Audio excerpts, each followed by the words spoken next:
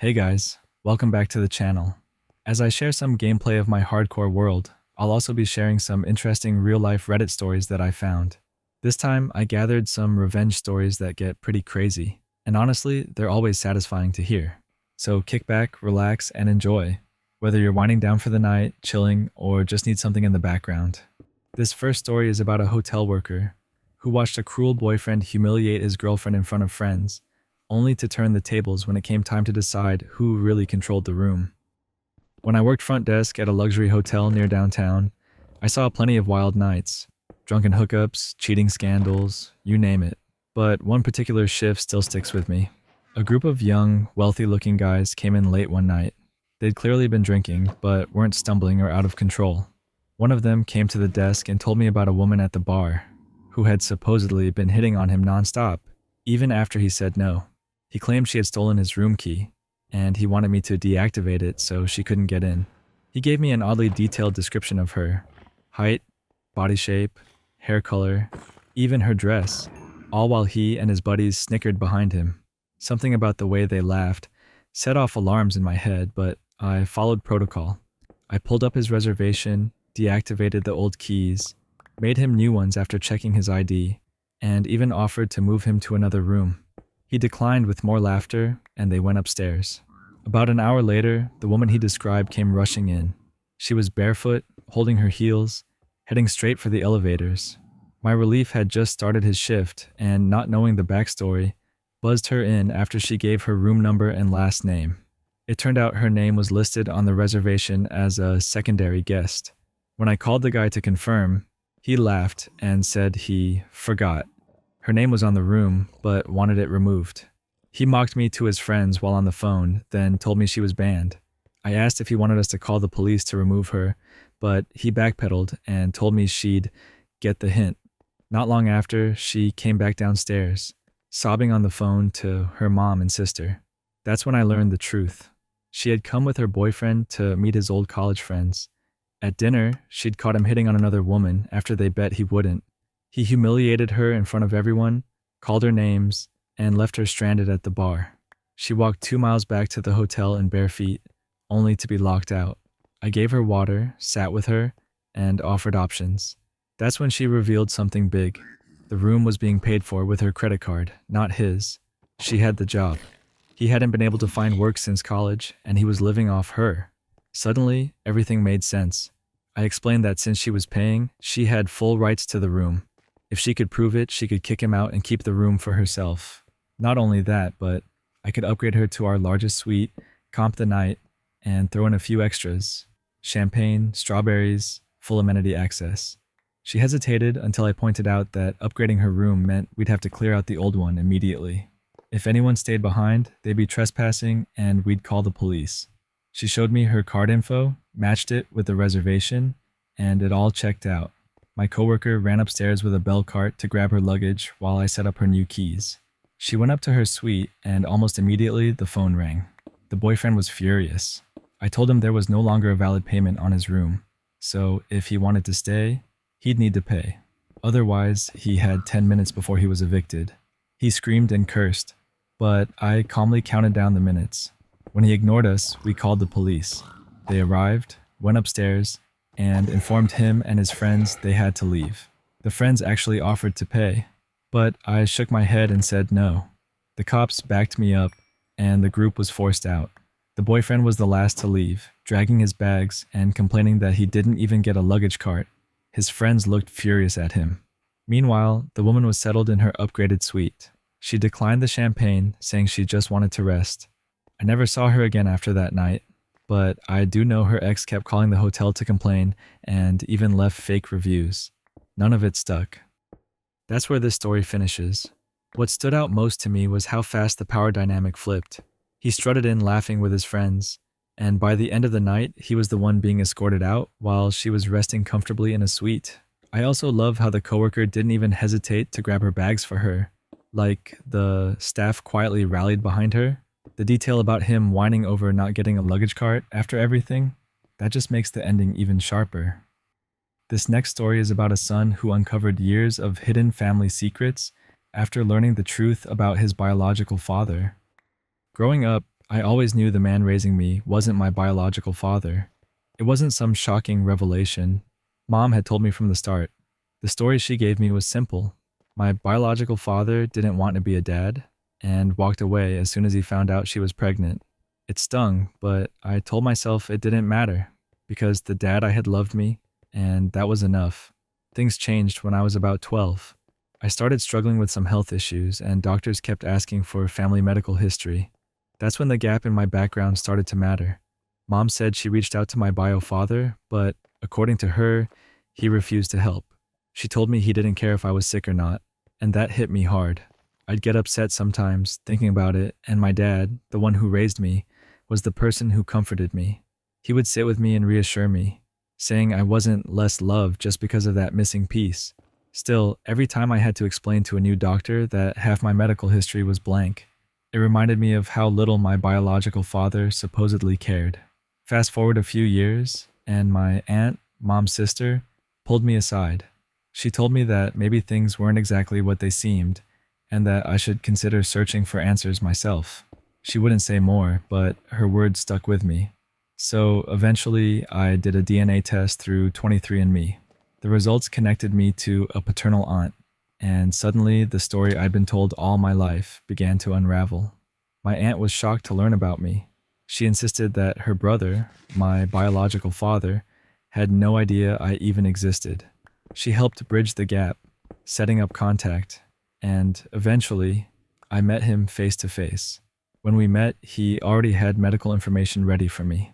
He told me my condition was something inherited from his side, and he said he would even be a donor if I ever needed one. He apologized over and over, swearing that he had never been told about me. He explained that he and my mom broke up because she cheated on him, and then he never heard from her again. Hearing all this was overwhelming, but the medical info alone was life-changing for my treatment. Eventually, I confronted my mom. At first, she tried to double down, saying it was all lies.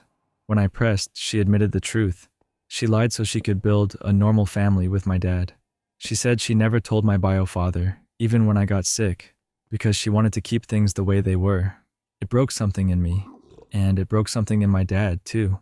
He was furious that she had lied to him for their entire marriage and denied me the chance to know my biological father. He felt like she'd made him part of the lie against his will, and on top of that, she'd put my health at risk by withholding important information. Now, my parents' marriage is over. Dad has moved out and filed for divorce.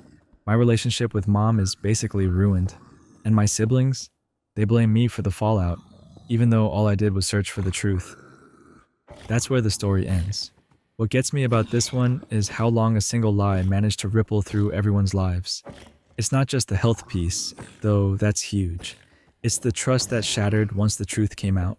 And it's tough because the dad who raised him clearly cared, but now he's left carrying the weight of a secret he never agreed to. This next story is about a stepdad who tricked his stepson out of a laptop, only to later get tricked himself in a much bigger way, involving his car. About 13 years ago, I was in my late teens, living on my own and really struggling financially. I didn't have much, but one of the few things I owned was an old laptop. It stopped working properly, and while I knew my way around using computers, I wasn't great at fixing them. I tried searching online for solutions, but couldn't figure it out. So, I asked my stepdad to take a look. He fiddled with it for a minute, then shrugged and told me it was broken beyond repair. He added that if I didn't want it, he'd take it off my hands. Since I thought it was useless, I said sure. 10 minutes later, I walked back into the room, and there he was, using the laptop like nothing had been wrong. I asked if he fixed it, and he just smirked and said, "Yeah, thanks for the laptop." I was furious. My mom refused to get involved, and his only excuse was that he'd done a quick internet search to find the fix, implying I could have done the same. Keep in mind, I was broke at the time, and he already had both a PC and another laptop. Losing one of my only possessions like that stung. Months later, I went to visit my mom and stepdad. That's when an idea hit me. I might not know much about repairing computers, but when it came to cars, especially Audis, I was confident. My stepdad had a 2001 Audi A3, and I decided to get a little creative. Before going inside, I slid under his car and quickly unplugged the oil level sensor and a vacuum line for the turbo. Later, when he went to start the car, The dashboard lit up with oil warning lights, and the turbo wouldn't boost. He turned it off right away, looking worried. I strolled out casually and asked what was wrong. He muttered that it looked like catastrophic turbo failure, or maybe even full engine failure. He'd already spent quite a bit on repairs and didn't want to sink more money into it. He told my mom he was thinking of cutting his losses and scrapping the car. I asked him what a scrapyard would give for it, and he said about 100 pounds. That's when I graciously offered him 120 pounds to take it off his hands. I played it off like I might just part it out. He agreed, signed over the logbook, wrote me a receipt, and handed over the keys. I walked outside, lifted the hood, pulled out my phone to pretend I was searching something, then slipped back under the car. I reconnected the vacuum line and the oil sensor, hopped in, and started it up. The engine purred, no warnings on the dash, turbo working perfectly. I drove it around the block, came back, and gave him a thumbs up. His jaw dropped. He was absolutely livid. All I said was, "Guess you could have found the solution too with a quick internet search." He tried to argue that it wasn't fair, that since the car was fine, I shouldn't keep it. But I reminded him how he tricked me out of my laptop and pointed out that he had already signed it over.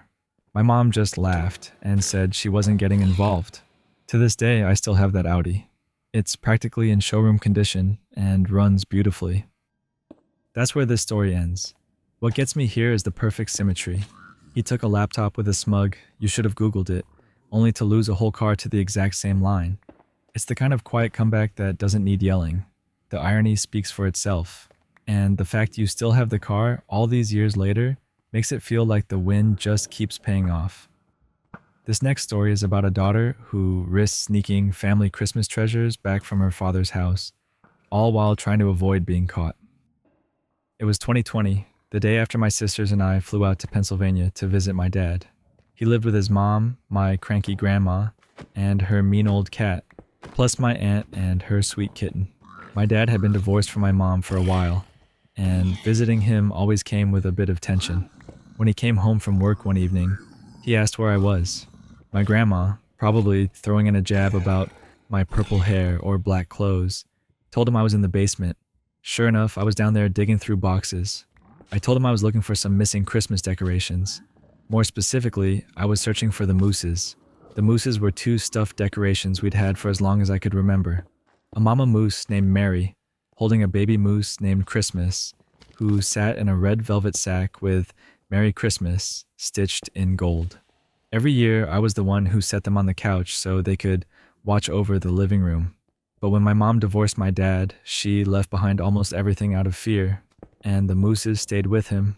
That first Christmas without them never felt right. My dad and I searched for a while, but he shrugged and said they must have gotten lost in the move. I smiled, even though I hated being called sweetie, and said it was okay. I distracted myself by pulling out another old decoration set and setting it up with him. Later, I went upstairs, opened the storage chest by the window, and there they were, the mooses. Dusty, but safe. Alongside them were more ornaments that had once belonged to my mom. I grinned and closed the chest, already forming a plan. Fast forward to the day we were flying back.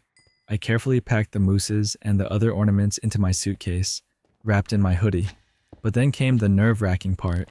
My dad was weighing my younger sister's suitcase and joked he needed to check to make sure no one was stealing his stuff. My stomach dropped. Memories of his past outbursts flashed through my head, but I played it off with a joke about privacy being invaded in 3, 2. He laughed, and to my relief, didn't check anyone's bags.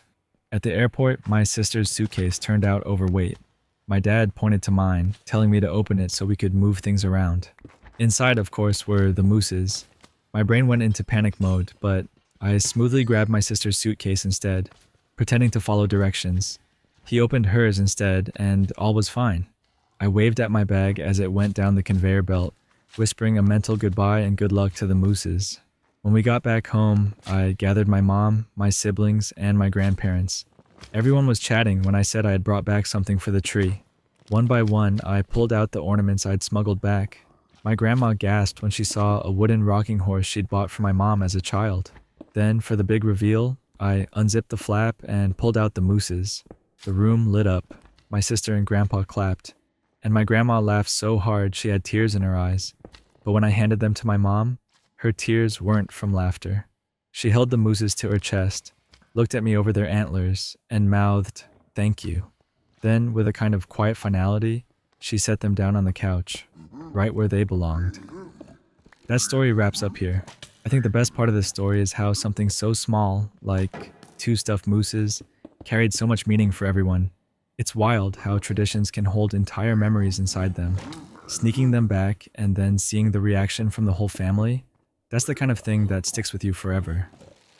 This next story is about a soldier who returned from deployment only to discover his car and life had been completely wrecked by a manipulative ex, leading to a wild repossession revenge. Back in 2008, my buddy Brock had just gotten out of the military after a decade of service. He had started in the Marines and then finished out in the Army before settling down in Texas. After bouncing around a few jobs, he landed with a repossession company. He heard plenty of stories on that job, but this one still stands out. One day, he was in the office with his manager, a woman I'll call Karen. She lived up to the name in all the classic ways, but in her case, it worked out for the greater good. While they were chatting, a young guy walked in. He looked rough, both eyes blackened, one arm in a sling. Karen's daughter, who worked there too, poured him a cup of coffee, and Karen asked him to tell his story. The young man, who I'll call Ben, explained he had just gotten back from deployment. Before leaving, he'd been dating a local woman near Fort Hood, which he admitted was a bad idea in hindsight. He had saved up and bought himself a used black Dodge Charger, his pride and joy. His girlfriend, let's call her Morgan, had constantly begged him to let her drive it, but he always refused. As he was preparing to leave, she asked again, promising to take care of his apartment if he would finally trust her with the car. Reluctantly, he gave in. When he came home for leave, the apartment was spotless. He thought things were fine, spent some time with Morgan, and even left the car with her while he visited family. But when he returned from deployment again, everything had fallen apart. His apartment was covered in dust, like no one had stepped foot in it for months. His drawers had been rifled through. Morgan wasn't answering his calls. When he finally went to her place, his stomach dropped. There in the driveway sat his beloved Charger, but it was unrecognizable. Painted hot pink, massive 24-inch spinners bolted on. He clicked his key just to be sure, and the lights flashed. It was definitely his. When he confronted Morgan, she simply said, "It's my car now." Before he could process, 4 big guys stormed out of her house, one swinging a baseball bat. They yanked him out of the car and beat him until his buddy drew his concealed pistol to stop it. They got Ben to the hospital, and that could have been the end of it. But it wasn't. Back at the Repo office, Karen listened to his story. Then she smiled, asked for Morgan's number, and put a plan into motion. Karen's daughter called Morgan, pretending to be a friend from a local club, and asked if she wanted to meet up. Morgan agreed. That night, Brock parked his tow truck near the club and waited. Sure enough, Morgan rolled up in the pink monster and went inside. Within minutes, Brock had it hooked and hauled away. Morgan came running out screaming, but by then it was gone. The next day, Morgan called the office furious, demanding her car back, insisting she'd call the police. Karen, cool as ever, told her to bring the registration if she wanted to pick it up. Morgan ranted, threatened, and hung up, but it didn't stop there. Later that day, Brock spotted Morgan in a vacant lot, sitting in another car and throwing a tantrum. With the property owner's permission, he towed that one too. When Morgan followed Brock back to the office, she stormed inside and things got physical. She hit Ben, threatened him again, and tried to guilt everyone into giving her the keys back. By then, Karen Jr. had already called the police. When they arrived, Karen offered to show them the security footage of Morgan attacking Ben and threatening to send her friends after him. The officers didn't need much more. Morgan went pale, tried to sneak out, but it was too late. She was arrested on the spot. Ben got his car back, though he joked it looked like a Pepto-Bismol advertisement and said he'd probably trade it in. Eventually, word spread that Morgan had even ratted out the guys who attacked him. For Brock, it was just another day at work. But for Ben, it was the day he finally got the last laugh over someone who thought she'd ruined him. That's the end of this story. The image of that Charger turning into a hot pink mess is just wild. What really stands out, though, is how Karen and her team handled it. Calm, clever, and almost entertaining in how they turned the tables. The fact that Morgan went from smug to terrified once the cops got involved says everything. Honestly, this one had so many twists it felt like watching a full drama play out in real time. This next story is about a partner who turned cruel and unfaithful, pushing the narrator to plan a calm, detailed revenge that exposed him to his own family and ended the relationship on their terms. At first, I thought I was in a steady relationship. We spent time together, talked about moving out one day, and made plans that felt real. Then, after a few months, something in him shifted. He pulled away. When we hung out, his eyes were glued to his phone. Public affection disappeared. Little jokes turned into sharp comments that landed like tiny cuts. In private, he started crossing lines we had clearly talked through. I'd made it clear where the boundaries were, and at first, when I got upset, he would apologize and wrap me up until I calmed down. After a while, that care vanished. He'd roll his eyes and tell me to grow up. The put-downs didn't stay behind closed doors either. They showed up in everyday moments, needling me about how I looked, dragging my family problems into arguments, bringing up my past in a way that felt designed to embarrass me. I'd end up alone, crying, wondering if this mess was somehow my fault. Deep down, I knew what was happening. The confirmation came when someone reached out to me, let's call him David, and said he'd been seeing my boyfriend without knowing I existed. He apologized right away and cut contact with him. We talked for hours, and honestly, he helped snap me out of that fog where I kept excusing bad behavior. Then the worst part hit. We had been arguing more, and he decided to cross a line I never imagined. He tracked down one of my step-siblings online and slept with them. He bragged about it like it was some kind of punchline. They even posted about it, and I got a wave of messages from people telling me I deserved it. That moment dropped me to the lowest I'd felt, angry at him and angry at myself for letting it get this far. During that time, David became my lifeline. I didn't want to unload on friends who didn't know the whole picture, and he'd seen the truth firsthand. After a few weeks of venting, our conversations turned toward a plan. I had tried to break up with my boyfriend earlier, but he turned on the charm, apologized to my family, and convinced people we were a sweet couple. Some of them pushed me to give him another chance. I didn't want to drag them through the details, so I kept it vague. Inside, I was done. I just needed timing and a clean exit. There was one thread I could pull. For years, my dad had floated a rumor about a trust fund for me. I knew it wasn't real. He fought child support, so a trust fund was fantasy. But my boyfriend believed every word. He even did his own back-of-the-napkin research on what my dad might earn. Anytime I told him it didn't exist, he just brushed it off. So I used it. I told him I'd be turning a corner soon, and we should start looking for our own place, with the trust fund helping to set us up. The transformation was instant. He was suddenly nice again, planning, excited. That almost got to me, but David reminded me how quickly he would swing back to insults and secrecy.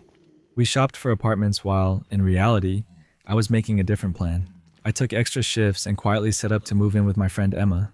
We'd wanted to be roommates anyway, and we found a small place near school and work that fit perfectly. Emma made it clear she wasn't intimidated by any drama he might bring to our door. That helped me breathe easier. A week before his imagined move-in day, I set the rest of the plan. He had grown careless with his phone. While he showered, I grabbed it, deleted my number from his contacts, and changed his mom's contact name to mine. Then I created a small spark at home. Nothing major, just enough to push his temper over the edge. He took the bait. He fired off a string of nasty texts, the kind he'd been sending to me for months, except this time they went straight to his mom. I'd warned her ahead of time that she might see some difficult messages and told her I hoped she'd understand why. She'd never truly defended him. She just didn't know how bad it had gotten. Seeing those words in her own message thread changed everything. She called him. I don't know exactly what she said, but I know it was loud. She had also seen screenshots of his cheating confessions. Afterward, she reached out to me and apologized for what I'd gone through. It wasn't her fault, but it mattered that she finally saw it clearly. He tried to brush her off and said he'd be moving in with me anyway. That was my cue. He couldn't reach me by phone. I'd removed my number, so he called me on social. I told him straight there was no move-in. The trust fund was a rumor, like I'd said from the start, and I'd already moved in with Emma. He launched into a string of names and noise. I let it roll off, said we were done, and blocked him everywhere. He ended up back at his parents' place. For a while, they took him in, but the arguments didn't stop, and eventually they put him out. He couch surfed, then found his own place. His relationship with his parents never quite recovered, especially with his mom. We still talk sometimes. As for David and me, we spent a couple of long nights gathering receipts and quietly messaging the people my ex had been seeing. Part of it was payback, sure, but mostly it was to make sure they knew who they were dealing with so no one else got pulled into the same kind of damage. That story ends there. The contact swap that sent his own messages to his mom was a clever move, but what really sticks with me is how steady the exit plan was. No screaming match, just clean boundaries and follow through. The step-sibling detail is brutal, and it explains why the calm approach mattered so much. I also respect the quiet outreach to warn others. That kind of care takes energy when you're already drained. Overall, this one felt like watching someone pull themselves out of a fog and finally choose peace.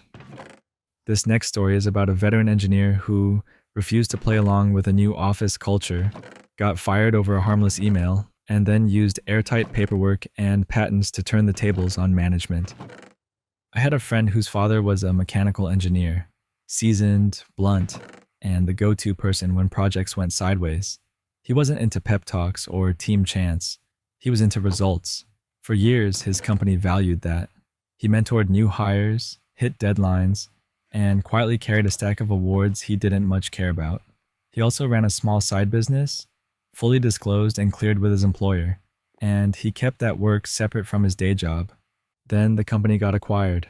At first, leadership promised nothing would change. After a while, everything did. A new management team showed up with the forced cheer sessions, clapping meetings, and pressure for unpaid overtime. My friend's dad didn't make a scene. He just did what he always did. His job, on time, and by the contract. When they ordered overtime, he asked if there was a documented emergency, because the union agreement said overtime only in emergencies. When they demanded he cheer, he showed up, clapped politely, and made the whole thing feel so forced that people laughed. The tension climbed. He could feel a breaking point coming, so he did what experienced engineers do. He documented. He kept copies of policies, approvals, and his contract. He made sure his side business disclosure, signed by his former manager, was on file. He saved the IT policy that allowed limited personal use of company devices while on break, as long as security protocols were followed. One afternoon, management decided they had their moment. He had answered a single side business email on his work laptop during a break by the book, and they marched him into a conference room. 3 managers sat across the table and said he was being terminated for theft of company resources. He looked each one in the eye and asked, "Are you sure you want to do this?" They said yes. He asked again, "Are you really sure?" Still yes. Security escorted him to drop his badge, phone, and laptop at his desk and walk him out.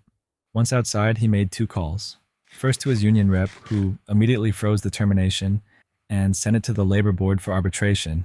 No just cause, given the company's own IT policy and the pre-approved side business. He emailed the rep the policy and his disclosure within minutes. Then he called his lawyer and asked him to send the pre-drafted cease and desist on 2 patents he personally owned. Niche but essential pieces used in the company's solutions. Those patents were licensed to the employer via his contract, not gifted, and that license could be paused if he wasn't employed. With that, he took a breath. He had savings. He tended his side business. Competitors started calling within a week, asking to hire him. He thanked them, declined full-time, and offered consulting instead, at roughly double his previous hourly rate. They agreed. Back at his old office, projects began to stall. Colleagues called his private number for help. He was polite but firm. "Everything I had is with management. I don't work there anymore." A few clients somehow tracked him down and got the same line. If they needed him, there was a consulting path, through proper channels.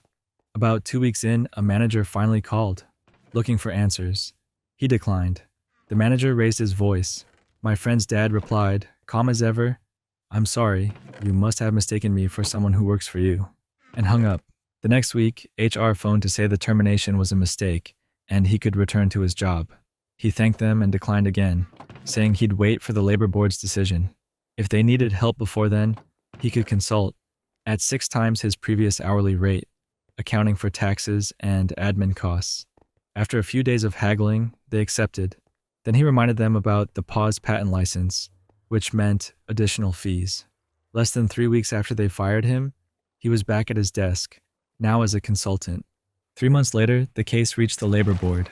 The company argued they'd acted correctly, but still offered his position back in the spirit of goodwill. He and the union replied that he was no longer available as an employee. The board ruled in his favor: 3 months pay and damages, 24 months severance, including pension contributions, and the union's legal fees covered. He stayed on until retirement, working about 20 hours a week for them and another 10 to 15 for other clients. He charged his former employer significantly more than competitors, a quiet hassle surcharge, as he put it. The managers who led the charge weren't fired, but finance parked his consulting and arbitration costs squarely in their budget lane. They ran over target for years, which meant no bonuses, and at least one manager eventually left. After that, whenever someone from management tried to posture, he'd smile. Nothing rude, just a knowing grin, and say, "What are you going to do? Fire me?" Then he'd go back to solving the problem in front of him, the same way he always had. That's where the story ends. What really stands out to me is how the managers thought they had all the power, only to end up digging their own hole. The way their decisions backfired so quickly, with projects stalling and even their own bonuses getting eaten away, is kind of hilarious. It's one of those situations where the fallout kept rippling long after the firing. And honestly, that part feels even more satisfying than the immediate win. This next story is about a couple who moved into a new apartment only to face a hostile property manager who piled on shady rules and even made a discriminatory comment. After finishing college, my girlfriend and I moved to a new state for her engineering program. We found a nice little garden-style apartment complex. The listing looked great. Rent included internet advertised at 100 megabits per second, plus a few other perks. When we first met the property manager, he came across as strict but polite. Nothing unusual. But the moment we signed the lease, everything changed. The first issue came when I stopped by his office with a simple question. He was literally sitting there scrolling on social media. I figured he was available, since that's how he greeted us the first time we visited. But when I asked, he cut me off, saying I needed to make an appointment by email. No answers, no help, just a brush off. The second problem was bigger. Our lease had an attachment we had to fill out within 48 hours of move-in, documenting any damage in the unit. We sent it in around the 40th hour. He responded that the policy had been changed to 24 hours, and we were now liable for everything. I pointed to our signed lease, which very clearly said 48. His response, that we'd signed an outdated copy, and we had to make an appointment to come in and sign a new lease. The third problem was the internet. Instead of 100 megabits per second, we were lucky to get 15 off-peak, and during busy hours, it crawled at about 5. When we tried to complain, we were told, once again, to schedule an appointment. So we made an appointment to go over all of it. That's when things got worse. I laid out the issues, and the manager leaned forward and said, "There are other communities in this neighborhood that may be more accepting of people like you and your girlfriend. You're welcome to break the lease and leave." At first I thought he meant our no-nonsense pushback. But later, my girlfriend explained she believed it was about our race. She's black, I'm white. She laughed lightly, told me to check my privilege, then got serious and said we were likely facing discrimination. I decided to dig deeper. I learned he worked under a larger company that managed properties nationwide. I tracked down their director of human resources on LinkedIn and reached out. I sent her copies of every email, our signed lease, photos of the internet advertising, screenshots of the actual speed tests, and a note about his comment. She responded within hours, saying she would investigate. 2 days later, the property manager himself called, asking us to stop by at our convenience. We went in, and he suddenly wanted us to sign a letter, saying we accepted his apology, an apology he hadn't actually given yet. In exchange, he'd give us a month's rent credit, honor our damages list, and fix the internet within a week. We refused. That's when he got personal, admitting his job might be on the line, and begged us to reconsider. My girlfriend leaned in and delivered his own line back at him. "There are other communities in this neighborhood that may be more accepting of people like you. You're welcome to leave." Within a week, he was gone. The replacement was an older woman, incredibly kind and helpful. She gave us the rent credit, accepted the damages list, arranged maintenance, and got the internet upgraded to the promised speed. She also kept her door open and told us we could come by any time. Months later, out of curiosity, I looked up the old property manager on LinkedIn. still unemployed. That story wraps up here. What stuck with me is how fast the whole thing turned around once the higher-ups got involved. That manager thought he could play games with policies and intimidation, but all it took was a little documentation to bring the spotlight on him. And the way your girlfriend flipped his own line back at him, calm, direct, and perfectly timed, that was such a sharp way to close that chapter. This next story is about a landlord who tried to give young tenants a break, only to end up dealing with unpaid rent, excuses, and a courtroom showdown that didn't go their way. Last summer, I bought a trailer home with the idea of renting it out.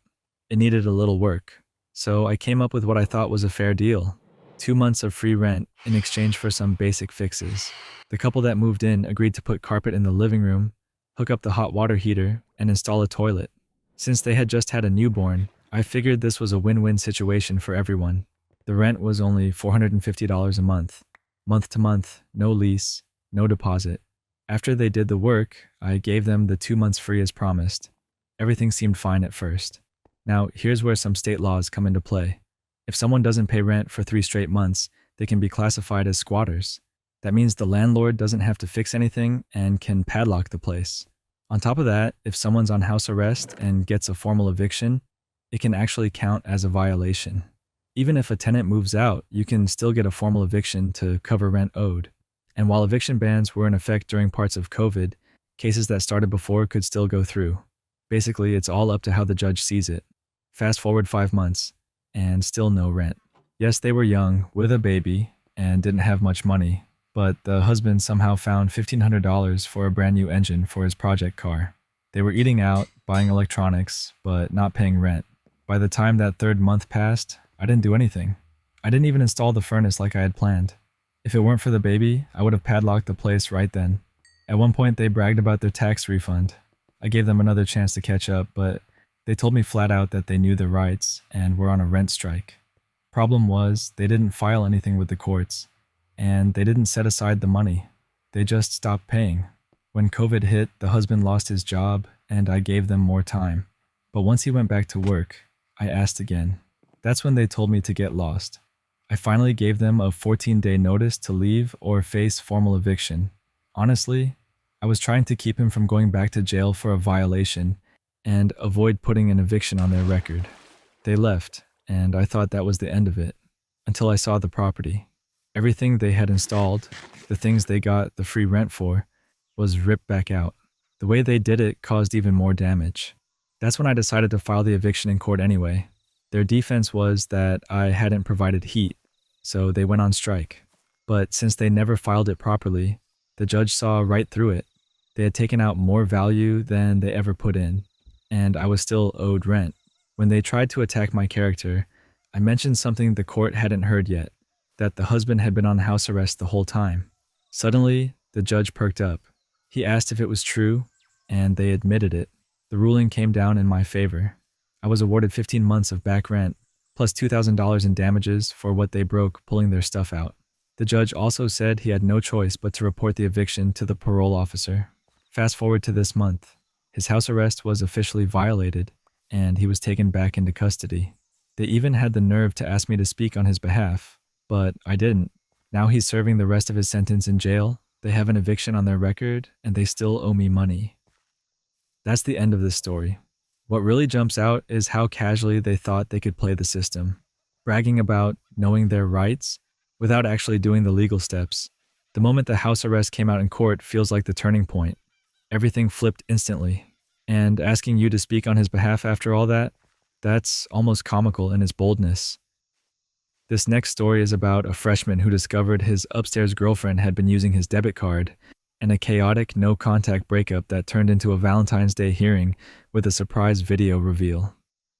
I was a first-semester freshman in an honor-style program, placed in a co-ed dorm where everyone basically lived on top of each other. I started dating a girl who lived 1 floor up. Let's call her Megan. It was easy, convenient, and at first it felt fun. People warned me she talked a lot and mostly about herself, and she liked to call her attitude fairly aggressive, but I brushed it off as a freshman doing freshman things. Right after Thanksgiving, my mom called during my evening class. She'd spotted weird activity on my checking account, 6 Grubhub orders over 2 weeks, totaling $104.29. I didn't have a credit card yet. That debit card was my lifeline for savings while I was on campus.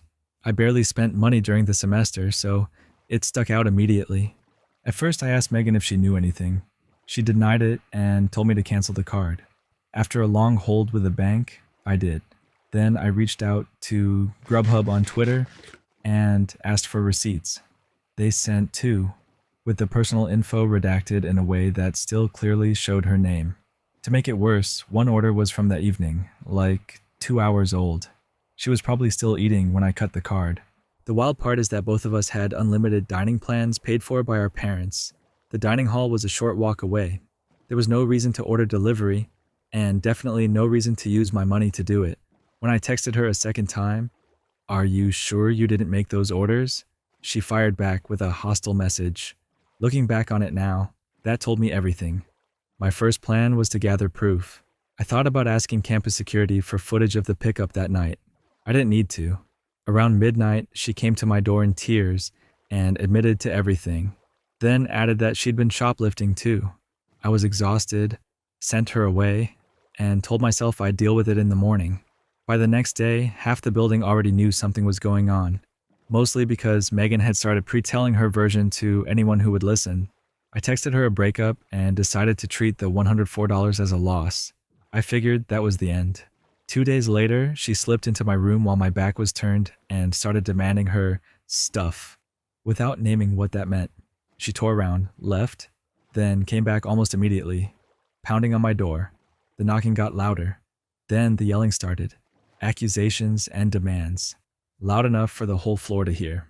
We lived next door to my RA, but he wasn't around. I texted him for help while the heavy wood door started to bow from her throwing her shoulder at it. I grabbed my phone and recorded, just in case. 3 RAs showed up from another building, took her downstairs, and it turned out the stuff she wanted was a t-shirt and a keychain she'd given me for my birthday. I said, "Fine, take them. I just wanted quiet." Residence life didn't let it slide. They filed a no-contact order between us and advised me to talk to campus police.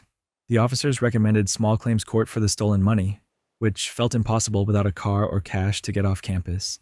They also suggested I contact the TITLENINE office because there were multiple issues: theft, threats, and the RA intervention. I sent everything in: the timeline, the receipts, and what happened at my door. The office told me they were pursuing 3 misconduct charges and asked me to serve as a witness at a disciplinary hearing in the spring. They set the date for February 14th, Valentine's Day. By then, word around the building was rough. She'd failed her fall classes. A guy in my math course told me she tried to hook up with him while we were dating, and he kept turning her down. She was also telling people I'd given her permission to use my account, trying to make me look like the controlling one. A part of me dreaded the hearing, but another part was relieved it was finally happening. I showed up alone. The board was made up of graduate students, and they were ready to go late. Megan arrived with both parents and a paid attorney, as if this were a courtroom. The board reminded them it wasn't. To keep things balanced, they gave me student representation. A junior econ major, I'll call Jimmy. He had read my written report and seen the receipts. Then I told him the part I hadn't told anyone. I had video of the door incident. When the time came to speak, Jimmy played the clip on a big screen. You could hear the pounding, see the door flex, and hear her yelling. The room went from calm to stunned in an instant. Her parents turned to her, furious. Her lawyer tried to object, and a board member gently reminded him that there were no objections in this process. Jimmy kept a straight face, but I could tell he was trying not to smile. After that, it wasn't my word against hers anymore. The board found her responsible for theft, threatening and violent behavior, and inciting an intervention by university staff. Our side recommended terminating her housing contract and restitution. Her side pushed for a reprimand and paying me back. They split the difference. Her family covered most of the stolen amounts. 2 receipts had the same total, and their lawyer managed to argue a duplicate. Then the university moved her to a different building. By the time she relocated, she'd failed her courses again. Her parents had paid for tuition, an unused dining plan, the lawyer, and restitution. Eventually, they pulled her out.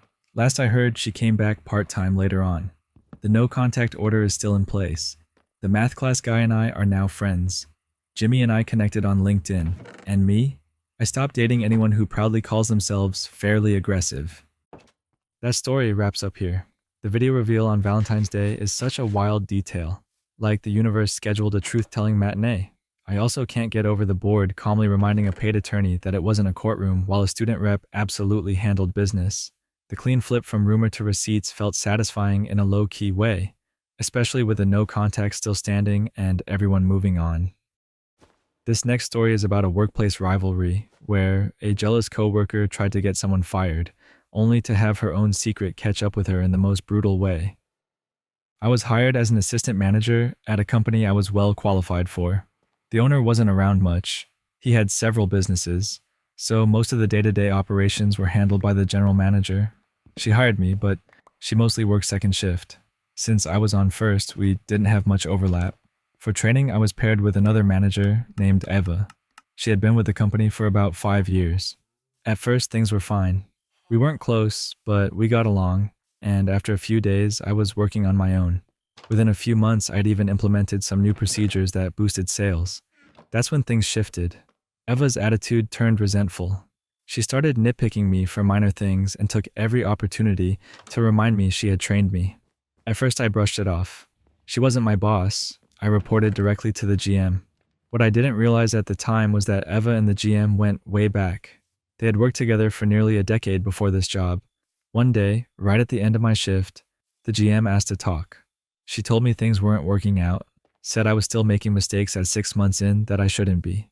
When I asked for examples, most of them were either ridiculously petty or completely made up. It was obvious Eva had been feeding her stories. I tried to defend myself, but the decision was final. I was being pushed out. Frustrated, I called the owner directly. He listened, said he was sympathetic, but that he had to back the GM's decision. Then he mentioned something that stuck with me. If it hadn't been for all the problems between me and Eva, it might have worked out differently. That's when I knew she was behind my firing. And right then I decided I wasn't going down without payback. I started digging. With a little online searching and one of those background check services, I found something unbelievable within the hour. Just a few months earlier, Eva had been arrested for a DWI in a neighboring state. The court records showed she had a hearing scheduled soon. That alone was enough to sink her. Both of us needed professional licenses to hold management positions, and by law, any criminal charges had to be reported to the licensing board. A DWI would usually mean an automatic suspension while the case was pending.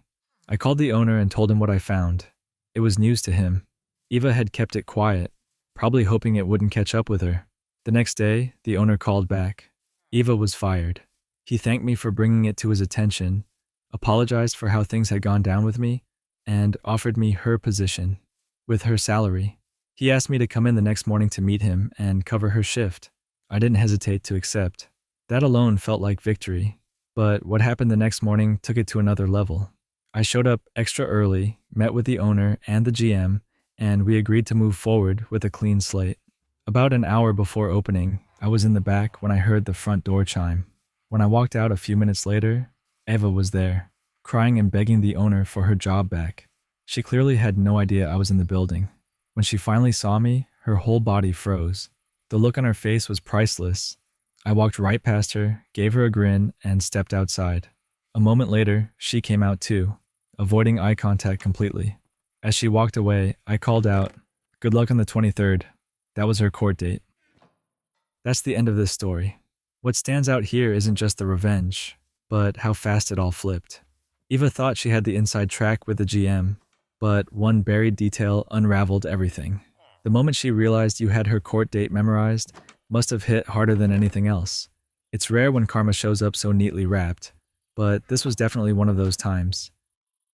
This next story is about a family fed up with a mother's constant gossiping who decided to set a trap to finally catch her in the act. Growing up, my mom had a bad habit of spreading gossip. It wasn't just little stories, it was personal things too. Stuff you'd expect her to keep private. We all knew she did it, but whenever anyone confronted her, she'd swear up and down she never said a word. After a while, it got frustrating. I can't even remember what the final straw was, but one day I decided I wanted to prove it once and for all. Not just for me, but so she'd know that we knew. That's when the idea of a sting operation came up. My friend Jane helped me set it up. We went to my mom and told her that Jane was pregnant. She wasn't ready to tell her own family, and she was terrified about people finding out so soon. We emphasized how important it was to keep it a secret, made it sound like the most sensitive thing in the world. My mom nodded along, acting serious, and promised not to breathe a word. Honestly, I thought it might take weeks for the rumor to circle back, but I was wrong. So wrong. The very next day, people started asking me about Jane. First, my sister brought it up, then my grandma, and then even our neighbor. By the time I was at the supermarket and a worker asked how my young pregnant friend was doing, I knew the story had exploded. I went home ready to confront my mom. Before I even got to her, my dad asked me how Jane was doing. He'd already heard the story too. That's when I pulled the trigger. Right there in front of my dad, I told my mom we had made the whole thing up to see how far it would spread. Her reaction was priceless. Her mouth dropped open, no words. Just total shock. She couldn't deny it this time, not with everyone around us already knowing. My dad fell back on the sofa, laughing so hard he had tears in his eyes. He even said he wished he'd thought of doing something like this years ago. From that moment on, my mom's audience for gossip got a lot smaller. Anytime people asked me about Jane, I told them the truth, and my mom couldn't say a thing. The point had been made, loud and clear. That story wraps up here. What cracks me up is how fast it spread. Your mom couldn't even hold on to the secret for a single day. And the fact your dad found it hilarious instead of being mad makes the whole thing even better. Sometimes the best way to prove a point is with a setup that leaves no room for denial, and this one landed perfectly. This next story is about an employee who was suddenly fired just for asking time off to see a concert, and how that decision came back to haunt the boss, who tried to make it stick.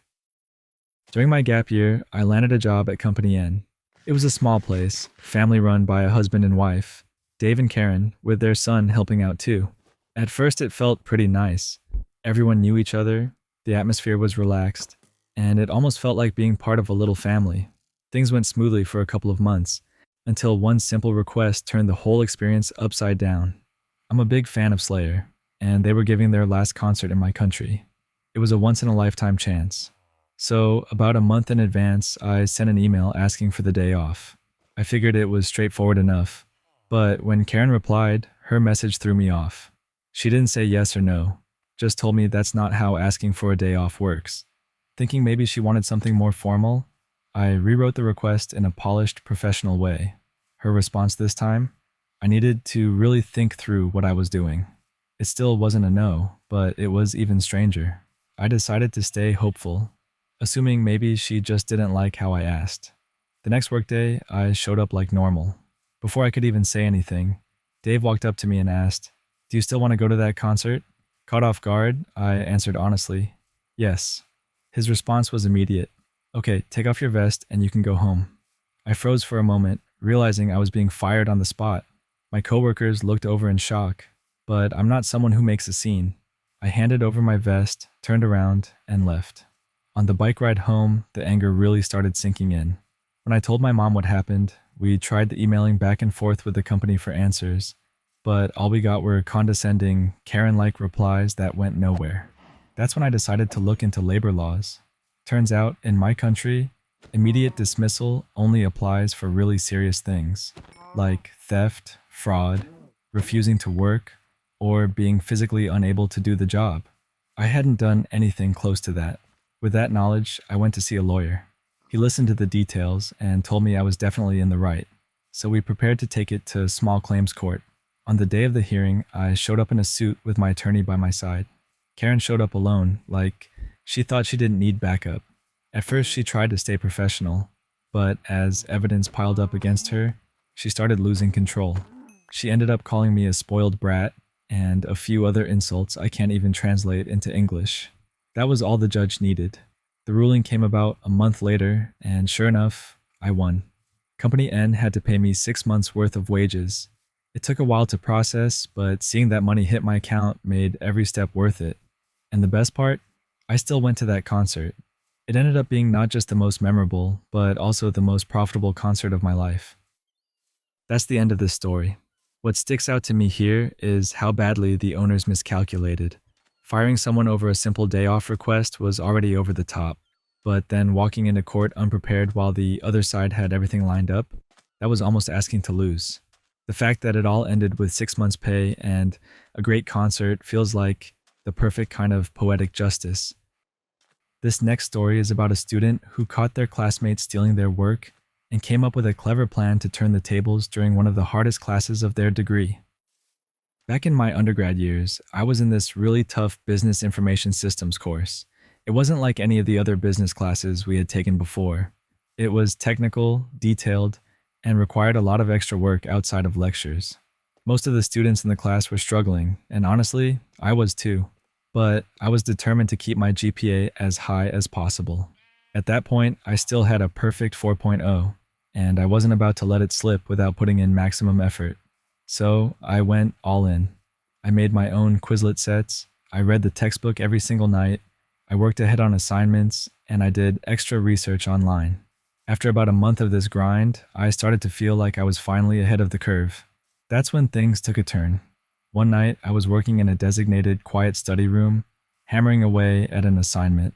A bunch of classmates from the same course were there too, and I could hear their frustration building. Sighs, muttered complaints, and questions tossed around to each other. When I got up to grab some water, one of them asked if I could help when I got back. I said, sure, no problem. But when I returned just a few minutes later, the atmosphere had totally shifted. Suddenly, everyone was working away like happy little bees. The same group that had been stuck before was suddenly moving quickly through the assignment. My classmate casually told me he figured it out without me. That's when it hit me.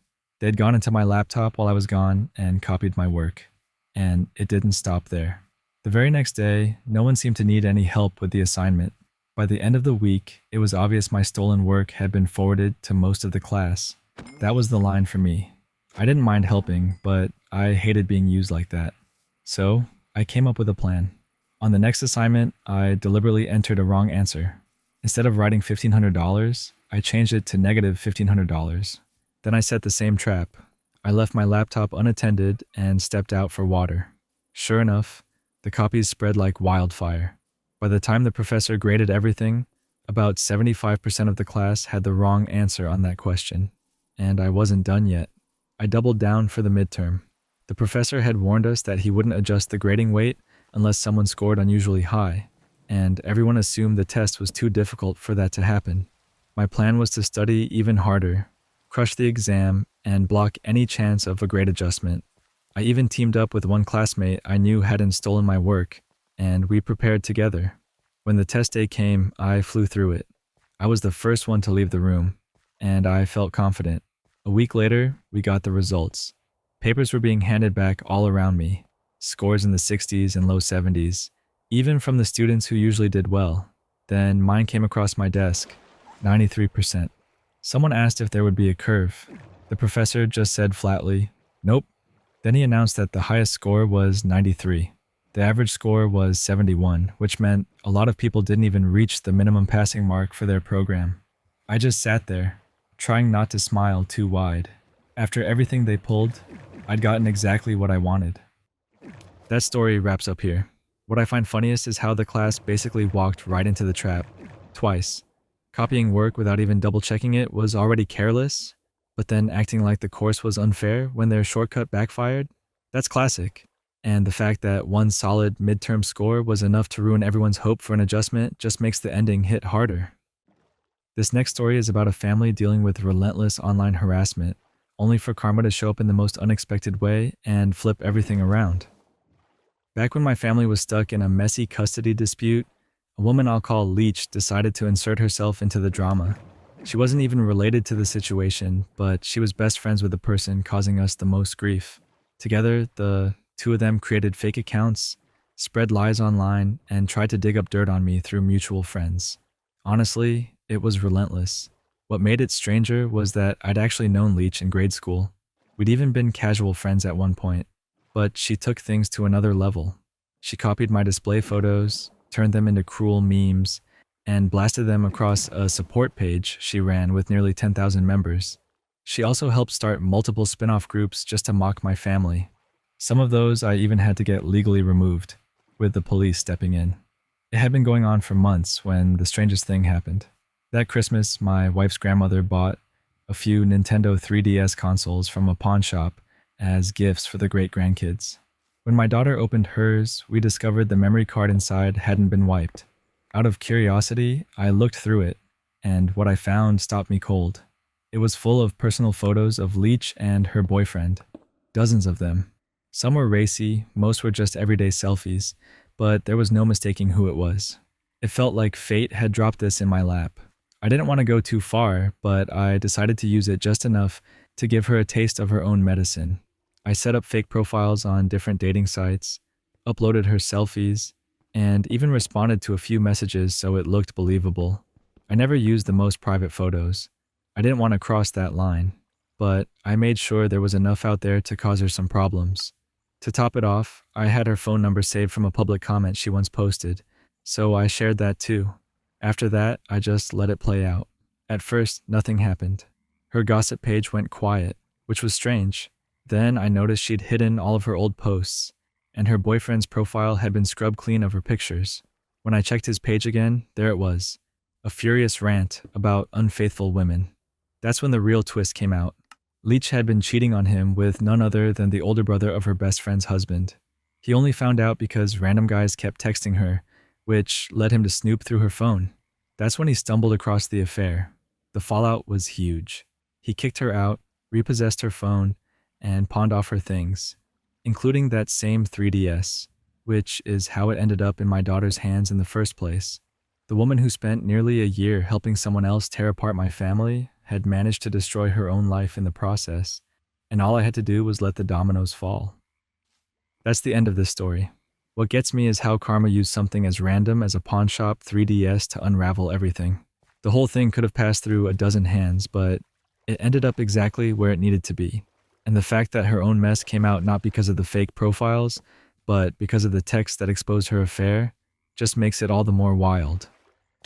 This next story is about a teacher who found a clever way to turn the tables on a group of prank-loving students during exam week. Back when I was teaching high school humanities, I spent my first couple of years without a permanent classroom. Instead, I had this tiny office and a cart that I would roll from room to room depending on which teacher had prep. It was a hassle, and honestly, since I'm not the most organized person in the world, it made things even trickier. Now, there was this group of 11th grade boys who thought my little office was the perfect place for mischief. They were good kids overall. I even coached a few of them on the soccer team, but they just couldn't resist. I'd come back to find things out of place, little booby traps that would make something fall when I opened the door, or items that went missing only to turn up in another corner the next day. Nothing was ever damaged, but it was clear they were having fun at my expense. Final exams at our school were mandatory for every academic class, even though I didn't think they were all that necessary. I usually kept mine straightforward, gave out study guides, and spent weeks reviewing to make sure everyone could do well. The administration was fine with it too. They weren't really fans of the final exam rule themselves. But then I got an idea. A couple of nights before those pranksters had their exam, I sat down and created a second test just for them. This one was brutal. No multiple choice, no easy recall questions from the review sheets. Instead, it was page after page of dense essays, obscure concepts I'd only mentioned once in passing, and definitions of words they'd never seen. I even threw in vague, open-ended questions with no right answer. It took me hours, but I was grinning the whole time I made it. On exam day, I slid their special test to the bottom of the stack. As I handed them out, I gave those boys the extra challenging versions and then started the timer. My vice principal, who I had told about the plan, actually came in just to watch. The moment the boys flipped over their papers was priceless. Their eyes went wide, a couple of them shook their heads, and I could see the panic ripple through the group. Meanwhile, the rest of the class was breezing through the normal exam like usual.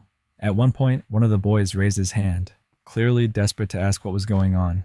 I just kept my teacher voice calm and said, "Sorry, no questions during the final. Everything should be covered by your study sheets." The looks on their faces almost made me crack up. I let them sweat it out for about 10 minutes, before finally swooping in, collecting the fake exams, and handing them the real ones. The relief was instant. They flew through the test, all of them passing easily like I knew they would. And just like that, the prank stopped for good. That story wraps up here. What I love about this is how it wasn't mean-spirited at all. It was just the perfect little prank back on the pranksters. The timing, the setup, the fake-out exam. It's so simple but so effective. And you know those 10 minutes probably felt like the longest of their lives. This next story is about a landlord who tried to scam a tenant out of their deposit, only to find out that pushing too far would cost him way more than he bargained for. About 10 years ago, I was renting the top floor of a small house. When I say small, I mean it. Less than 40 square meters, maybe 375 square feet in total. The bathroom was literally built into the spot where the stairs used to be. It wasn't fancy, but it was home. The original landlord passed away, and the property managers who had been running the place were great. But once the property was inherited, it was put up for sale. That's when this guy, let's call him Jack, showed up. He walked through our suite with a Bluetooth earpiece in, barely acknowledged us, and spent maybe 30 seconds inside before heading out. Not exactly the most thorough inspection. A month later, we get notice that Jack had bought the place. His first move? Hike our rent from $485 to $795. Legal, since he gave 6 months' notice, but way out of touch with the reality of that tiny attic apartment. At that point, my partner and I decided to buy our own house instead. It wasn't exactly cheaper, but it made more sense than throwing money away on rent that high. We gave proper notice, moved out, and cleaned the place carefully. Even better than when we first moved in. And we had the inspection sheet to prove it hadn't been spotless back then. But Jack wasn't done. He tried to withhold $80 from our damage deposit for cleaning, only he didn't bother with the required forms. Just a casual, I'm keeping $80. When we pushed back, he threatened to hold the entire deposit if we didn't accept the deduction. And sure enough, he kept it all. Every cent of the $485. That's when I filed paperwork with the rentalsman. They investigated, sided with me, and ordered Jack to return the deposit. But here's the problem. The rentalsman had no enforcement power. Jack ignored them. So I went to the sheriff's office. They told me they could send a demand letter, but it would cost me about $150 up front. I agreed. They sent it, and Jack ignored that too. The sheriffs came back with another option. For $250 more, they could start debt recovery proceedings. It might take a while, and most people quit at that stage. But I wasn't about to let this go. I paid. That's when things got interesting. Since they were now recovering a debt, they weren't just after my money. They were going after all of Jack's outstanding judgments. Turns out he had done this kind of thing to other tenants before and owed several people. After a couple more ignored warnings, the sheriff seized the title on Jack's big white SUV. Not a cheap vehicle. They gave him 30 days to pay everything he owed, or they'd take it and sell it at auction. Magically, Jack found the cash. He paid not only me, but also thousands of dollars to others he had wronged. My share came out to $885. Deposit plus every penny of my legal costs. Watching that entire process unfold was worth every bit of time and patience it took. That's the end of this story. What stands out to me here is how persistence completely flipped the script. Jack probably assumed most tenants would back down over a few $100s, but once the sheriffs pulled in his SUV, the balance of power shifted fast. It's funny how a guy who thought he was saving money ended up paying out even more in the end. This next story is about a shady landlady who tried to run a rental scam, only to have one tenant turn the tables on her in a way she didn't see coming. Back in late 2009, I was new to a city and looking for a cheap place to rent. I found an ad on Craigslist and it looked promising. When I went to check it out, I met the landlady. She had a kind of sharp presence. Let's just say she wasn't the warm and friendly type. But I wasn't there for the personality. I was there for the price. The unit wasn't much to look at, but it was cheap enough. She told me the place was mine if I could get the deposit in by the end of the day. So I raced to the bank, pulled out $450, and met her again to cross-sign the lease. She said I could move in once the current tenant had collected their things. Sounded simple enough. I ended up crashing on a friend's couch while I waited, figuring it was just a matter of days. But when those days stretched on with no updates, I started leaving her voicemails. First polite, then frustrated. Finally, she called back. Not to give me the key, but to say she couldn't rent me the place after all. I was angry, but kept my cool. I looked up the tenant laws in the area and found something interesting. If someone backs out of a lease without legal cause, they actually owe double the deposit. That meant she owed me $900. I left more messages, sent emails, but she completely ghosted me. So I made a plan. I had some time before starting my new job. So one day I took the bus over to the property and just waited across the street with a magazine. Hours passed, but it paid off. I watched as she showed the unit to someone else. Once she wrapped up, I walked over to confront her. She tried to spin some excuse about the tenant changing their mind, but I cut her off. Calmly, I told her she had until the end of the day to get me $900, or I'd be going straight to the police. Her face went pale. She looked like she might collapse right there. She muttered something, went upstairs, and came back with a messy wad of cash. She shoved it into my hands, muttering that I was ruining her Christmas. I counted it, thanked her, and left. I thought that was the end of it. But about a week later, a friend called to ask if I'd seen the news. That same landlady had been running the exact scam on a bunch of people at the same time. Suddenly, it clicked. The cash I got had probably come straight from another victim's deposit. I felt guilty and went down to the police station to explain everything. When I got there, there was already a line of people filing reports against her. I told the officer my full story, even admitting that I might have ended up with money that belonged to others. The officer just shook her head and said, "You were the only one smart enough to actually confront her. You earned it." As I was leaving, one of the victims overheard and asked if I'd gotten my deposit back.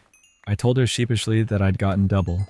She grinned, started a slow clap, and announced it to everyone else in line. And to my surprise, the whole room started cheering. Even the cops laughed. In that strange shared moment, we all felt a little better knowing she hadn't gotten away clean. That's where this story ends. What sticks with me here is how wild that police station moment must have been. Going from guilt to a room full of strangers cheering you on. It's not often a scammer gets hit with their own game that hard. And the fact that it turned into this strange group celebration almost makes it feel like a scene from a movie. This next story is about a neighbor's relative who decided to block a driveway, only to end up in far more trouble than she bargained for. My kids got home from school one afternoon and called me right away. They told me they couldn't get into our driveway because a car was blocking it completely. They even sent me a picture, and sure enough, some random car was just sitting there, angled across the entrance. I recognized the car and quickly texted the photo to my neighbor, whose soon-to-be ex-wife had been a problem for me before. He texted back, saying he was surprised because the car belonged to his ex-sister-in-law. I asked him to have her move it, since she was blocking access to my driveway, and that's illegal parking. He said he would tell her, but after 10 minutes, nothing happened. No one came out. My kids were still stuck, and I didn't have the patience for her games. So I called the non-emergency police line to report a vehicle blocking my driveway. My son called me back a little while later with the whole situation on speakerphone so I could hear it unfold. The police had arrived, documented that the car was illegally parked, and called in a tow truck. The moment the tow hooked up to her car, suddenly there was this loud scream, "Put my car down now." That's when the sister finally decided to show herself. The officers explained to her that the car was blocking access and that it was being towed. They even offered her a ride to the lot where it was being taken if she couldn't pay the release fee on the spot. But instead of taking the offer, she tried to physically block the tow truck. Then she tried climbing into her car. When the police stopped her, she started fighting back. That was it. She ended up getting charged with assaulting an officer and interfering with the tow. Through the phone, I could hear the whole scene. Her yelling, the police shouting commands, and the tow truck hauling her car away. At the same time, she was being taken to the police station.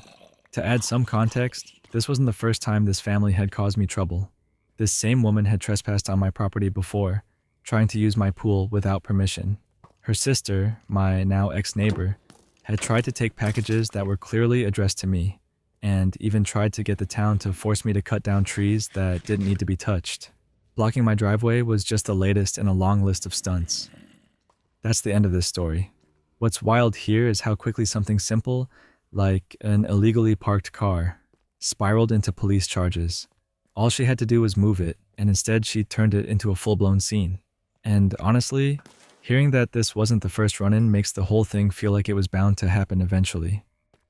This next story is about a student who had her notes stolen by a so-called friend, and came up with a clever way to turn the tables right before graduation. Back in 2018, when I was finishing high school in Switzerland, things were really strict with grades. Anything under 75% was a fail, so passing meant being serious about both your finals and your last report card. Half the grade came from the final exams, and the other half came from that report card. I studied hard, along with my friend Chelsea, but another girl in our group, Alicia, was a different story. She had a habit of procrastinating and acting like the world owed her something. She barely studied, yet she always leaned on me for notes and help. I didn't mind sharing when people asked, and I even posted some of my notes in the class chat. But one day, my whole set of math notes went missing from my locker. I panicked, searched everywhere for days, and thought I was doomed. That's when Alicia casually admitted she had taken them. No apology, just a smug little line about how I didn't need them anymore, and it wasn't her fault if I hadn't made copies. That was the breaking point for me. Instead of blowing up at her, I played it cool and apologized for making drama, all while planning my revenge. From then on, anytime she asked for notes, I fed her fake ones. I wrote wrong analyses of books for English and French, messed up details in German, and even slipped in false explanations for chemistry and physics. I made them just believable enough that if she'd actually read the material, she'd notice. But she didn't. She leaned completely on me. By the time results came out, the trap had worked perfectly. I passed comfortably, scoring the equivalent of an A. Alicia, though, had failed almost everything except math and psychology. Her face went pale as she realized what had happened, all because she trusted stolen notes and never bothered to study on her own. That story wraps up here. What really makes this one stand out is how subtle the revenge was. It wasn't loud or messy, it was just quiet, patient, and precise. Honestly, the part that gets me is how Alicia thought she was so clever, but all she really did was walk herself straight into failure. This next story is about a Marina worker who caught a scammer trying to pay with counterfeit bills after thinking he got away with it the first time. Back in high school, I had a part-time job working at a marina. We sold gas for boats and even let people dock for free if they followed a couple simple rules. Most days it was a pretty easy gig, pumping fuel, checking boats in, and chatting with people heading out on the water. One day, this guy pulled up in a big boat and asked for gas. He ended up filling it with about $400 worth, which wasn't unusual for larger boats. When it came time to pay, he handed me 4 $100 bills. I didn't think twice, took the cash, and he went on his way. Everything seemed normal at the time. Fast forward a week or so, and my boss calls me in. He tells me those bills were counterfeit, fake, completely worthless. Since the guy had paid in cash, there was no trail to follow, and it looked like he'd just walked away with $400 in free fuel. I felt like an idiot for accepting the bills, and I figured that was the end of it. But about a month and a half later, this same genius comes back. He pulls up like nothing ever happened. The second I saw him, I knew who it was. Instead of tipping him off, I stayed calm and told my coworker to quietly call the police. As luck would have it, he wanted to dock his boat for about an hour. Our policy was to get the name and phone number of anyone docking, and we also asked them to leave their keys with us in case we needed to move the boat. He gave me his info, handed me the keys, and walked off like everything was fine. That's when I knew we had him. About 15 minutes later, the police showed up. My boss told me to call the guy back to the dock. I was still annoyed about losing that money the first time, so I decided to have a little fun. I called him up and said, "Hey, this is from the marina. Looks like there's an issue with your engine. It's smoking. If you don't know boats, engines like his aren't cheap." He had a 350 horsepower Yamaha, top of the line, and the idea of engine trouble sent him sprinting back. The look on his face when he got there and saw 2 cops waiting for him was priceless. He tried to play dumb, acted like he had no clue what was happening, but that didn't last long. They arrested him right there on the dock, and when they searched him, they found almost $2,000 in counterfeit bills stuffed in his pockets. That's the end of this story. I like how smooth that setup was.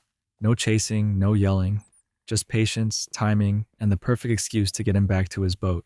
The fake engine problem call might be my favorite part, because you can tell that guy probably sprinted over thinking his boat was ruined, only to run straight into handcuffs. This next story is about a family betrayal, where money, power, and control turned an already painful situation into something even worse. Not long after my dad was diagnosed with Alzheimer's, my half-brother, who I wasn't very close with, quit his job and moved in to take care of him. The arrangement was that he'd be paid around $300 a week to help make up for his lost income. It wasn't much, but at the time it felt like the right thing to do. Somewhere along the way, things shifted. Without warning, he obtained durable power of attorney and suddenly had control over all of my dad's medical and financial decisions. My parents had always kept their finances separate, so that power applied just to my dad's side of things. Still, it gave him a lot of authority. It didn't take long for problems to show up. Several key pension documents were never filed properly, which ended up costing my dad dearly. He lost out on an $8,000 one-time payout, and his monthly pension payments were cut by $300. On top of that, about $3,000 quietly disappeared from his remaining savings. Just days later, tragedy struck. My dad passed away. When the will was read, everything, insurance money, belongings, the estate, went to my mom. Us kids were left with only sentimental items. My half-brother, who had clearly expected more, was visibly shaken when he realized he wasn't included. About a month later, we pieced together the missing money and confronted him about it. He hadn't broken the law technically, since he had power of attorney at the time, but it was still wrong. We gave him a chance to pay it back, even offering to let him make payments over 2 years. He flat out refused. From that moment, we cut contact. What he didn't know, though, was that my mom had him listed in her will. He would have inherited half of her estate, about $125,000. After what he did, I suggested she remove him. She agreed, and now I'm the sole beneficiary. So in the end, he stole $3,000, only to lose out on $125,000. That's where the story ends. What gets me here is how short-sighted that was. Trading $3,000 for the chance at 6 figures is one thing, but throwing away family trust like that is another level. The contrast between what he thought he was gaining and what he actually lost makes the whole thing almost surreal. It's wild how sometimes greed doesn't just backfire, it rewrites the future entirely. This next story is about an overbearing boss who thought he could control his employees and cut corners on pay, until one worker decided to hit back with the law. A few years back, I took a job at a towing company. Towing and car work was what I knew best, and while painting cars was starting to take a toll on my health, towing seemed like a solid option. The pay looked decent at first, but the setup was frustrating. We had to share trucks, and the boss was obsessed with controlling every little detail. He even decided exactly where we had to sit and wait for calls, claiming it gave us the best chance at business. At first, I just went along with it, but after a few months, I realized I wasn't making nearly the kind of money I should have been. One night, sitting in a parking lot where I'd been told to wait, I pulled out my phone and started researching labor laws. That's when I stumbled on something important. There's a legal difference between being waiting to be engaged and being engaged to wait. If an employer requires you to sit in a certain spot and you can't use that time freely, then legally, you're considered on the clock. That means you're owed hourly pay, not just commission. I didn't tell him what I'd found. Instead, I kept notes on all the hours I spent just sitting there, engaged to wait. Meanwhile, the boss was getting worse. He micromanaged everything, down to checking transponders in the trucks so he could call and yell if we had the air conditioning on during hot days or the heater running when it was freezing. And then he really started picking at me. Things like yelling because I left a soda can in the cup holder. That was the last straw. By then, I already had another job lined up, so I decided it was time to put my plan in motion. I asked to meet him about my final wages. I sat down in his office, explained the law, laid out my case, and told him I expected to be paid for the time I was forced to sit in those lots. He flat out refused, saying it was part of the agreement when I was hired. I didn't argue. I just took my final check, left, and made a call to the state labor board the following Monday. They were very interested. Inspectors came out, reviewed the records, and talked to the drivers still working there. And in the end, the bill for back pay was massive. He couldn't afford it. He had to sell off his trucks, his boat, and even the lot itself. The business folded. I never got everything I was owed, only a fraction. But watching him lose everything because I knew the law better than he did, that was enough satisfaction. That's the end of this story. What sticks out here is how the whole thing unraveled just from one person quietly doing their homework. It's wild how this boss thought he was untouchable, only to have it all collapse because he cut corners on something so basic. The detail about him selling off the trucks and even his boat just to cover what he owed. It's almost cinematic. Sometimes the quiet, patient kind of revenge really hits the hardest. This next story is about a college roommate conflict where one person's constant cleaning clashed with messy housemates who didn't appreciate her efforts until she found a way to follow their rules a little too literally. Back when I was in college, I rented a small house with 3 guys. We were all in our early 20s, and as the only girl in the house, I quickly became the one doing most of the cleaning. I grew up with a mom who was a clean freak, so picking up shoes left in the doorway or moving laptops off the floor just felt natural to me. But instead of being grateful, my roommates would complain that I was hiding their stuff, even though I was putting it in totally reasonable places, like the closet or on a shelf. Things got even worse when one of the guys basically let his girlfriend move in.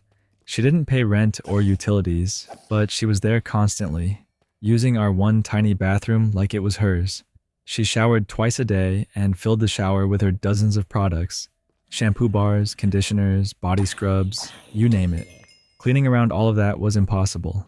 So I asked her to keep her things in his room and just bring what she needed when she showered. But apparently that was asking too much. The final verdict from the group was clear: stop moving people's stuff. Just leave it where you found it. So I did. The next time I cleaned the shower, I didn't move her products. I sprayed everything down with scrubbing bubbles, bottles and all. Her fancy shampoo bar started dissolving, and all her other bottles turned into slippery messes. It didn't stop there. One day, a roommate's laptop cord was stretched across the living room floor. Normally I'd move it, but this time I just left it. Sure enough, I tripped, yanked the cord out, and the laptop died. Another time, the girlfriend and my roommate had shoes scattered across the rug in the living room. I needed to vacuum, so I rolled the whole rug up, with their shoes still inside. They asked me where I'd put them, and I just shrugged and said, I didn't put them anywhere. I left them where I found them. About half an hour later, when I unrolled the rug, there they were. They called me an asshole, but after that little shoe incident, things magically started changing. Suddenly, her products were neatly put away, shoes ended up in the closet, and laptops weren't left out in the middle of the floor anymore. That's where this story ends. What cracks me up here is how effective that approach was. She didn't yell, didn't fight, just followed their rules exactly. It's almost funny how fast their tune changed once they got a taste of what "leave it where you found it" really meant. Sometimes the best way to fix messy habits is to give people exactly what they asked for and let the results speak for themselves. This next story is about a customer who kept spoiling a favorite show until the comic shop employee found the perfect way to turn the tables. Back when I worked at a comic shop, we had a lot of regulars who came in every week. Over time, I got to know most of them pretty well. There was this one guy who told me he liked Stargate, and at the time I had just started rewatching it from the beginning. I mentioned to him that I'd never seen the last 3 seasons or any of the spin-offs, so I was excited to experience everything fresh. The first thing out of his mouth was a giant spoiler from the final season. I stopped him right there and said, "Whoa, no spoilers." That should have been enough, but it wasn't. Every week after that, he came in and dropped another spoiler. Sometimes it was small, sometimes it was huge, but every single time I told him not to do it, and every single time he smirked like he was enjoying it. This went on for about 2 months, until I realized he was clearly doing it on purpose. That's when I decided I wasn't just going to sit back anymore. I was going to spoil something for him. One week he came in to pick up a huge stack of comics he had pre-ordered. I let him pay first, and then instead of bagging them up like usual, I spread them all out across the counter in front of him. What he didn't realize was that I read a ton of comics back then. In fact, I read almost every new issue from Marvel and DC the week they came out. So I already knew exactly what happened in every single one of the comics he had just bought. I pointed to each book, one by one, and spoiled the ending, the twists, the reveals, all of it. The look on his face was priceless. He didn't know what to say, and funny enough, he never spoiled Stargate for me again after that. That's the end of this story. What makes this one so satisfying is how perfectly balanced the revenge was. He thought it was fun to ruin something you were excited about, but when it came back around to his own hobby, suddenly it wasn't funny anymore. Honestly, that little silent lesson probably worked better than any argument ever could. This next story is about a hotel guest who unleashed extreme hostility at tech support, only to face an unexpected response from hotel management. A couple of years ago, I was working at a company that mainly supported hotel Wi-Fi. Part of my role back then was handling escalated calls from guests when the regular support team couldn't resolve an issue. Around that time, a massive hurricane was tearing through Florida, and a lot of our hotels in northern Florida and Alabama were packed with people evacuating their homes. Guests were bringing all their possessions, and the hotels were stretched thin trying to accommodate everyone. One day, I got a message from our support team asking me to handle a call from one of these guests. They said he was having trouble connecting over a dozen devices to the Wi-Fi and flat out refused to cooperate with the first level techs. So I got on the phone with him. Right away, he was hostile. He gave me the whole "I know what I'm doing, I'm tech savvy" routine, dripping with arrogance. I brushed it off and spent about 30 minutes carefully walking through his setup until eventually I got every single one of his devices connected. But instead of being relieved, he was furious. He ranted nonstop about how incompetent the other employees were, and he even turned that anger on me. I don't remember every insult he threw, but one line I'll never forget was him saying, "Your techs are worthless. You should hang them from their intestines." That one stopped me cold for a second. At that point, I probably should have just ended the call, but I froze up and kept listening. Then, as if that wasn't enough, he demanded that I help him set up his Plex server. That was a hard no, not only because it was against hotel policy, but also because it could be used for illegal streaming. That's when I finally looped in my manager. Together, we called the hotel's general manager and explained the situation while keeping him on hold. She immediately joined the call, and as soon as she spoke, it was like a hammer dropping. She laid into him for the way he had treated the staff, making it crystal clear that this behavior would not be tolerated. He tried defending himself, saying it took too long to fix his issues, but she wasn't buying any of it. She told him he had 2 hours to pack up all his things and leave the property, or she would call the police. He panicked and started begging to stay, saying he had just finished dragging everything he owned into the room and there were no hotels left with space. But she didn't budge. After a final round of scolding, she told me I could disconnect the call. And that was that. The man who had spent nearly an hour cursing us out had been shut down in the most direct way possible. That story wraps up here. What really stands out to me is how fast the general manager flipped the script on him. He went from acting like the most important person in the world to begging just to keep his room. It's rare to see someone get called out and held accountable in real time like that. And honestly, it's one of the most satisfying parts of the whole story. This next story is about tenants battling a stubborn landlord who tried to shortchange them on rent disputes and deposits, only to end up losing big in court. Back in the 80s, I was a couple years out of college when I moved into a small apartment by the shore in New Jersey. The place wasn't fancy, but it worked. Every winter, there was this routine where the heat would come on late. The first few cold days were always miserable until it finally kicked in. Normally, after we told the super, the heat would come through just fine. But one year, things got really bad. By February, the heat wasn't just late. It started cutting out altogether. Inside the apartment, it was in the low 50s, and we were walking around in coats just to stay warm. We told the super, nothing. We wrote the landlord, still nothing. At that point, we checked with an attorney and learned about something called the warranty of habitability. Basically, if the place wasn't livable, we had the right to withhold rent. So, after sending another certified letter, that's what we did. Of course, the landlord filed a motion to evict us, but we responded with a Marina defense, depositing the withheld rent money with the court. When it went before a judge, he sided with us. All the rent we withheld was protected, and we kept living there because options were limited while we saved to buy a home. Fast forward 6 years later, and on our last lease, we slipped in a clause that let us break the lease with 45 days notice, just like the landlord could. We wrote it in a way that blended into the page, and sure enough, they signed it without noticing. When the time came, we gave written notice, paid rent through the 45 days, and moved out. The landlord refused to return our deposit and instead sued us for 6 months' rent. We countersued for double the deposit. This time it wasn't small claims anymore, but we went in without a lawyer. First, we had to sit through arbitration. The arbitrator told us we'd lose and should pay the remainder of the lease. We refused and waited for the judge. While we were waiting, the landlord's attorney strolled over and asked why we hadn't taken the arbitrator's advice. We showed him our lease with the 45-day clause intact. He said it had been crossed out in their copy. That's when we handed him our copy where it wasn't crossed out. His face went pale. He made a call to the landlord and came back offering to break the lease clean and return our deposit. but we pulled out a certified letter we had sent weeks before, saying we'd only accept that deal if they settled without dragging us to court. Now that we were here, we wanted double damages. In the courtroom, the judge looked over both leases, shoved ours toward their attorney, and said, "This is the lease in force."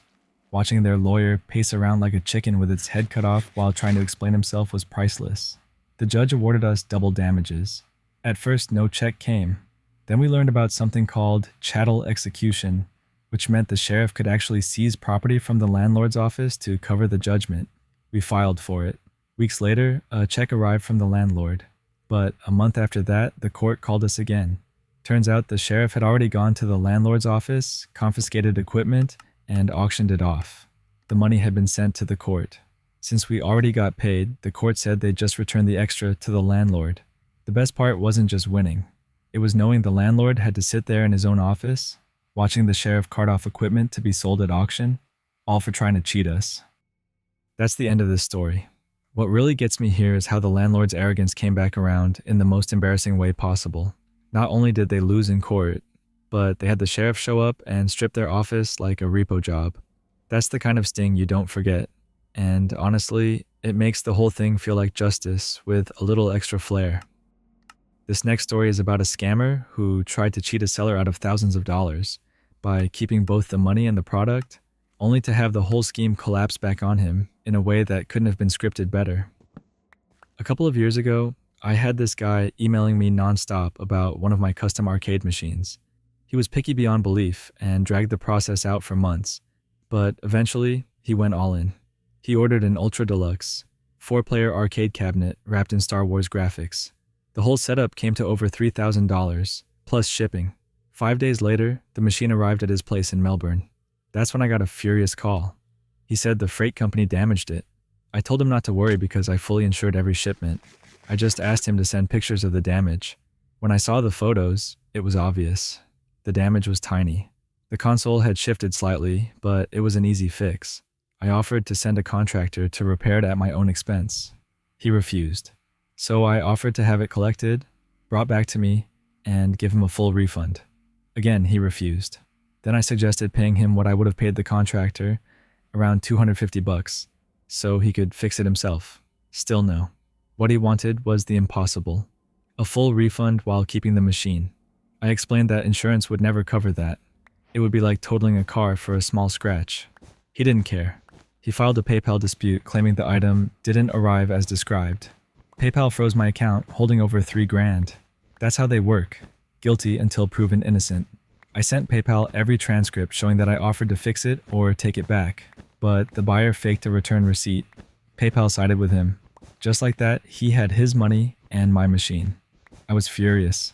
At one point, I almost jumped in my truck to drive the 900 kilometers to his door, but my wife convinced me to stay calm. A few days later, karma started chipping away at him. He emailed me saying the computer inside the machine had failed. I laughed at the nerve of it. Soon after, his IT guy called me about the dead hard drive. I played along and had him ship it back for warranty replacement. Now the guy had a useless shell with no computer. Without it, all he had was an oversized cabinet taking up space.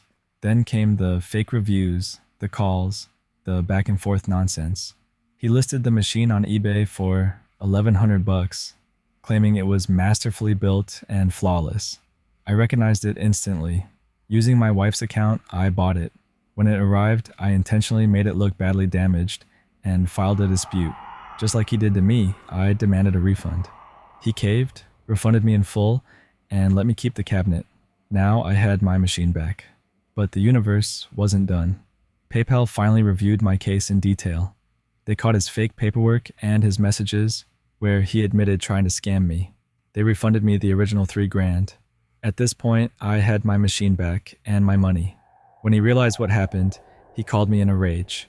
I told him it was karma and laughed him off. He begged and pleaded for me to return the money, but I donated it to charity instead. I sent him the receipt just to make sure he knew his scam ended up putting food and clothes on kids instead of lining his pockets. That's where the story ends. What I love about this one is how many twists it took before the tables finally turned. It wasn't just a quick win. It dragged out, and then everything lined up perfectly. In the end, the scammer basically funded charity with his own greed. and that's about as poetic as it gets. Anyways, that's all the stories I've got for today. I hope you enjoyed listening, or even just having this on in the background. If you have any subreddit suggestions, drop them in the comments and I'll check them out. And if you enjoyed this video, make sure to like and subscribe with notifications to never miss an upload. But thanks for hanging out, and I'll see you in the next one.